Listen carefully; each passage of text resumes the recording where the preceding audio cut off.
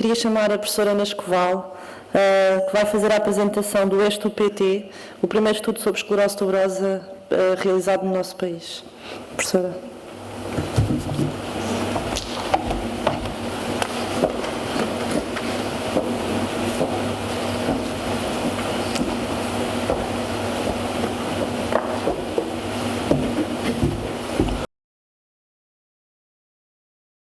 Bom dia a todos.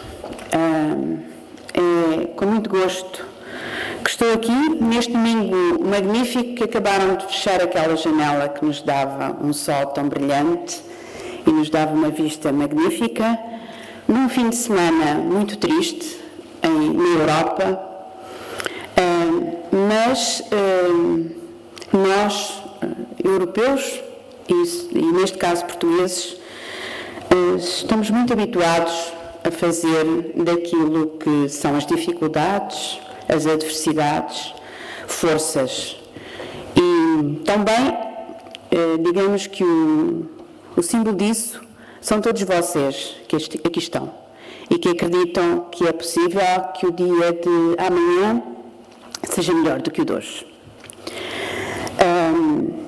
Quando a Catarina me pediu para na Escola Nacional de Saúde Pública ajudar-nos a estudar esta doença, eu tenho que confessar que fiquei muito sensibilizada quando ela me explicou sumariamente o que era a doença. Eu, infelizmente, ainda li muito pouco sobre ela, mas fiquei de imediato disponível para poder ajudar.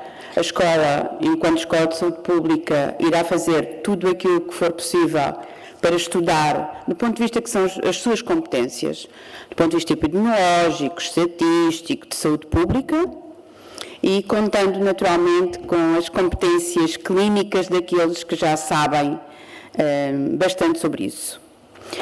Nós na escola, esta equipa que aqui está referenciada é a inicial, com quem começámos a falar, outras pessoas se têm que juntar para podermos estudar melhor este tipo de doença. Demos-lhe esta designação, esta sigla, ESTU-PT. Parece simples e talvez possa sintetizar o estudo que pretendemos fazer e que o estabelecemos para um período que já iremos ver o que é que ele significa.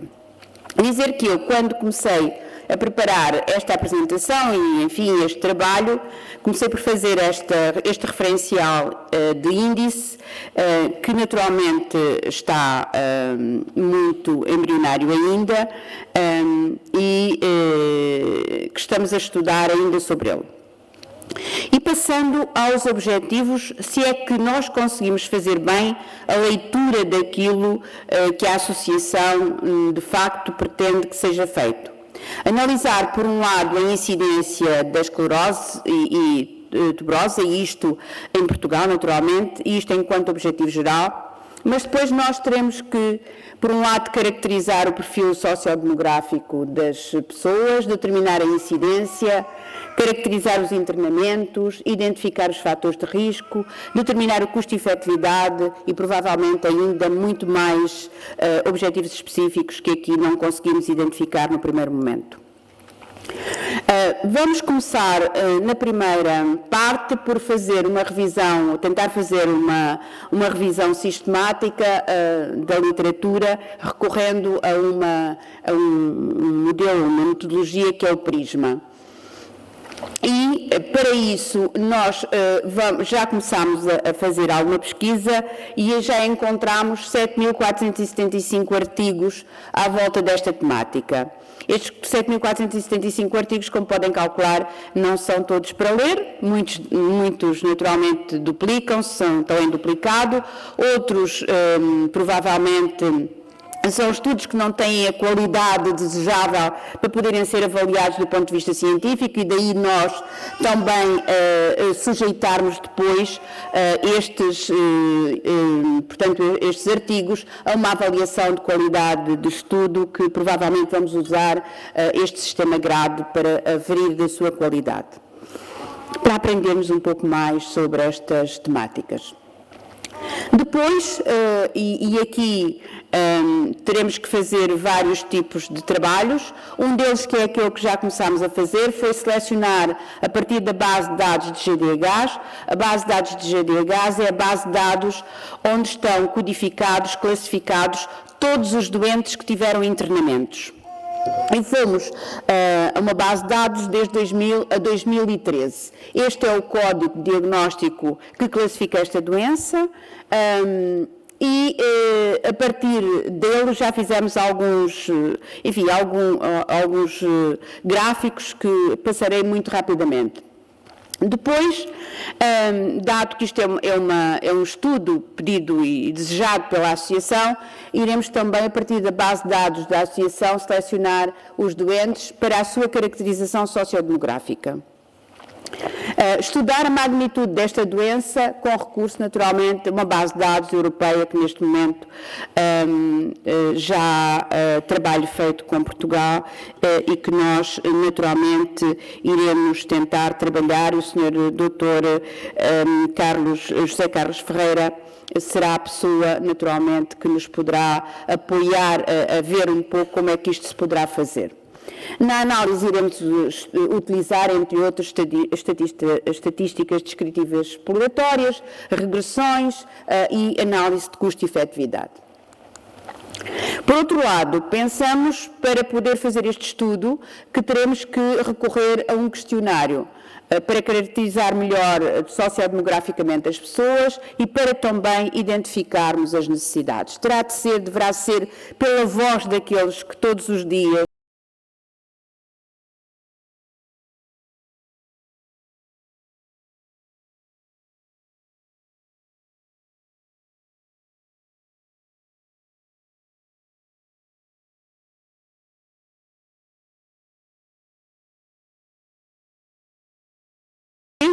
e também perdidos. Isto é o problema das bases de dados. Nós encontramos que há um número de internamentos que tem vindo a aumentar. A média das idades que têm custos indiretos na doença é naturalmente baixa, mas comparando o número de internamentos entre o ano primeiro, que é de análise, e o último, quase que duplicou. Então, há um aumento acentuado destes internamentos nos últimos 2 anos. Interessa perceber porquê. E a primeira questão que interessa logo perceber, e foi isso que fomos também tentar perceber, é que uma coisa são os internamentos, outra coisa são os doentes internados. Porque um doente pode ser internado várias vezes durante um ano, ou pode ser internado só uma vez. E fomos tentar olhar exatamente para isso e para não fazermos a análise todos os anos, pegámos só nestes últimos 3 anos, né? 2011, 2012 e 2013. E verificamos, de facto, que há aqui uma prevalência do sexo feminino ao nível dos internamentos, e verificamos também que o número de doentes é naturalmente bastante inferior àquilo que era o número de internamentos. A distribuição etária é esta que aqui verifico, nos 3 anos. No entanto, e para grande surpresa minha, eu pensei que na primeira leitura e, enfim, nos contactos que tive com a Associação, que as idades eram, sobretudo, em crianças e jovens, mas não. Nós também temos alguns internamentos que chegam até aos 60 anos. E, portanto, há aqui várias análises que têm que ser feitas a partir deste tipo de informação que temos. Uma outra questão que fomos querer ver muito rapidamente também foi a distribuição geográfica. E uma das coisas que verificámos foi que só alguns dos distritos de Portugal é que têm doentes internados. O que é que isto significará? Só temos dúvidas. O investigador só tem dúvidas, não tem certezas. O que é que isto significará? Significará que é nestes hospitais que há recursos técnicos e tecnológicos para responder a esta doença? Significará que é nestes distritos que é a distribuição da doença? Neste momento não sabemos afirmar e, portanto, temos que ir muito mais longe nesta análise que tem que ser feita. Depois, a seguir, para validarmos exatamente se é aqui que estão os centros de referência, digamos, para o tratamento das doenças. Pode acontecer uma outra coisa que também pode ser verdadeira, que é esta base de dados pode ter também erros. Por omissão.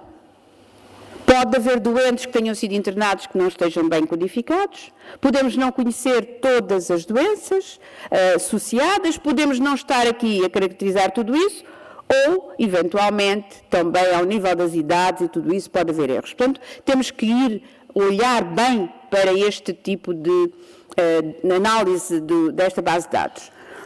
E daí, uma mensagem primeira para os familiares dos doentes.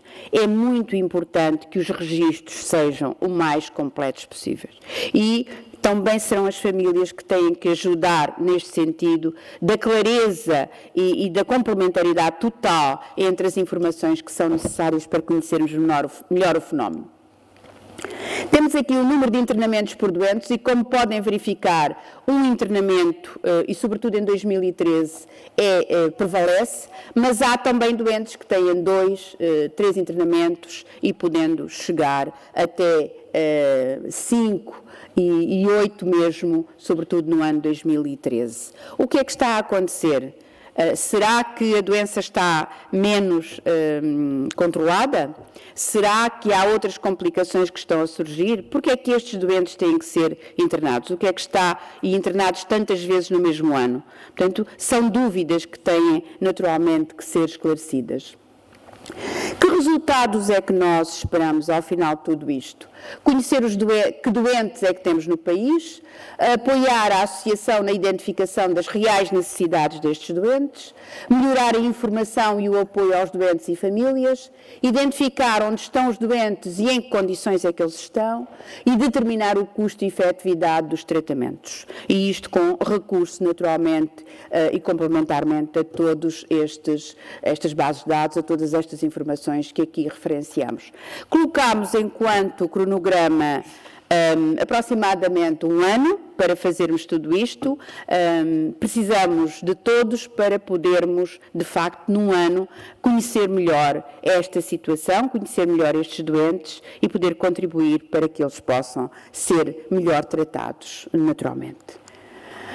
Muito obrigada. Estas são algumas referências bibliográficas muito incipientes ainda, muito temos que ler e muito que temos que continuar a ler para poder fazer. Muito obrigada.